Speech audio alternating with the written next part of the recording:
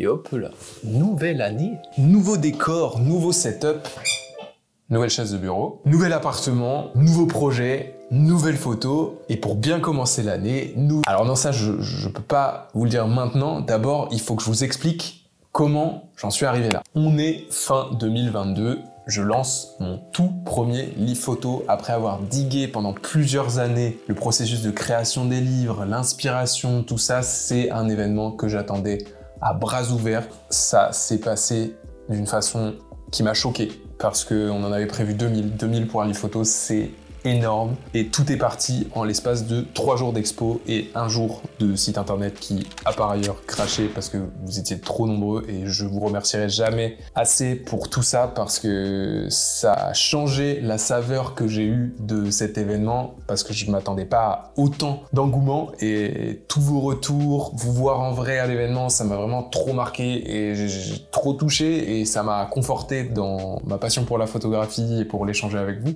Mais le revers de la médaille, que vous ne savez pas trop et que j'ai pas trop communiqué, c'est qu'en fait, j'ai investi tellement de temps et d'énergie et je l'ai tellement mis sur un piédestal, ce livre, que ça m'a fait trop bizarre que tout s'estompe en l'espace de 3-4 jours, même pas, je pense que le projet du livre en tout, entre le moment où on l'a communiqué et le moment où il est sorti et où on n'en avait plus, il a dû se passer peut-être 2 mois. Et du coup, ça fait trop bizarre. Et je me suis vite senti envahi par un espèce de vide, dans le sens où je pensais que le livre, il allait guider ma direction, et que je me disais, ok, c'est la première brique et je sais où je vais maintenant. Alors qu'en fait, non, il l'a éclaté en plein de morceaux, et je me suis dit, mais waouh, j'ai adoré cet exercice, c'est passé trop vite. Et surtout, j'ai tellement d'autres questions, d'autres idées intérieures qui me poussent à aller vers d'autres sujets. Quand j'ai commencé quête 1, je me suis dit, putain, mais je vais faire un livre tous les ans, l'année prochaine quête 2, quête 3, quête 4, quête 5, quête 6. Alors qu'en fait, non, ma vision, elle a tellement explosé,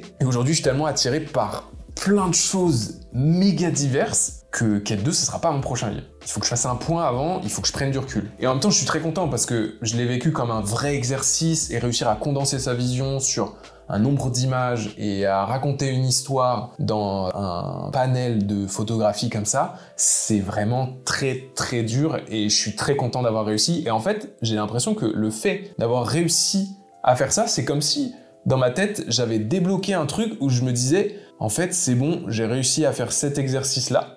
Et maintenant, je peux aller n'importe où et je peux faire ce que je veux. Du coup, 2023, ça a été une année mais d'explosion dans ma tête où j'ai essayé beaucoup de choses, où je me suis aventuré dans plein de contrées photographiques que je vous ai pas trop partagées, parce que ça, c'est aussi autre chose, mais je prends plus de distance avec ce que je partage. En fait, j'ai pas envie que ma photo, elle devienne un consommable, et j'ai envie qu'elle m'appartienne, qu'elle résonne, qu'elle prenne le temps de se révéler dans mon travail, dans ce que je fais, et que quand je les vois, je les comprenne de plus en plus et que je crée du lien. C'est pour ça que je pose de moins en moins, même si c'est pas l'envie qui manque, c'est que je prends plus de temps pour ma photographie, pour encore mieux la défendre et pouvoir vous la partager. C'est peut-être pour ça aussi que je pense cette année, il y aura plus de vidéos comme ça en mode échange sur des ressentis, des réflexions. Et je trouve que c'est trop important. On parle beaucoup de technique parce que je pense que la société nous a conditionnés à croire que l'appareil photo c'est un outil, c'est technique, et qu'on nous réduit souvent en tant que photographe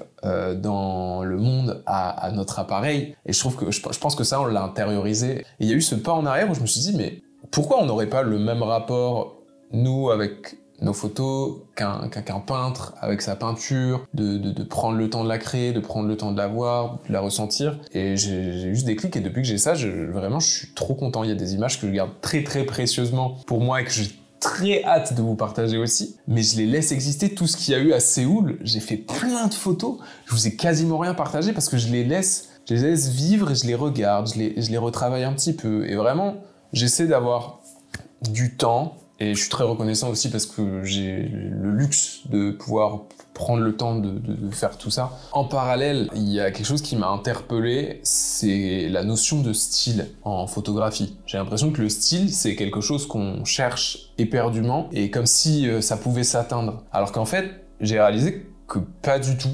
Le style en photographie, c'est le reflet de qui on est, de ce qu'on aime, et c'est constamment en évolution. Donc en fait, le style, il sera jamais vraiment fixé pour moi et il sera toujours évolutif Et ça vient encore une fois à l'opposé de ce que je me disais avec le livre. Je me disais, putain, j'ai fait mon premier livre, mon deuxième livre, et ça va comme ça, tac. En fait, vision claire, alors qu'en fait, pas du tout. Je me suis fait envahir par toutes sortes de choses que j'ai découvert ou sur lesquelles je me suis remis en question.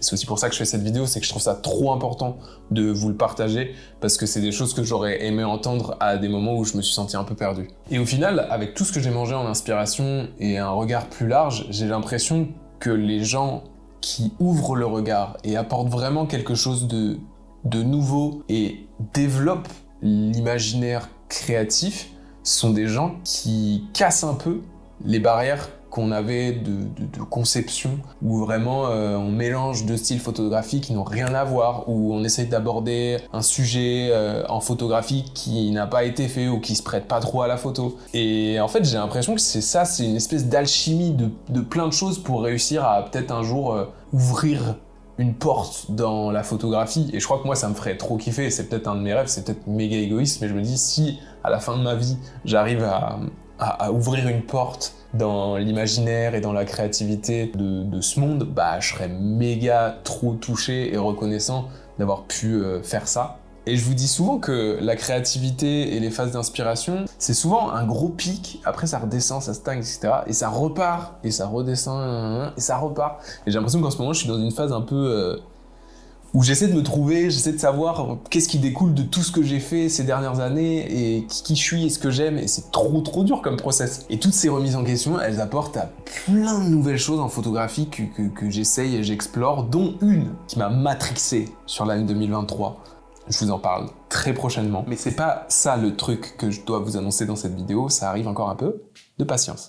Après toutes ces raisons, tous ces questionnements qui sont arrivés dans mon esprit, ce changement de vie, changement d'endroit, changement d'appartement, le premier livre, le rapport à Internet, le rapport à ma photographie, ça a vraiment tout chamboulé dans mon esprit et je me suis dit qu'il fallait que je fasse un point.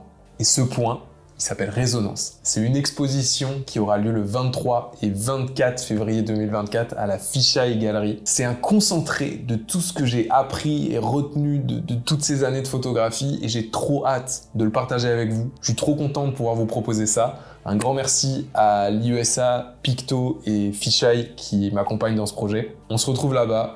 J'ai trop hâte d'échanger sur plein de choses avec vous et merci de me soutenir dans mon travail. On se revoit à l'expo.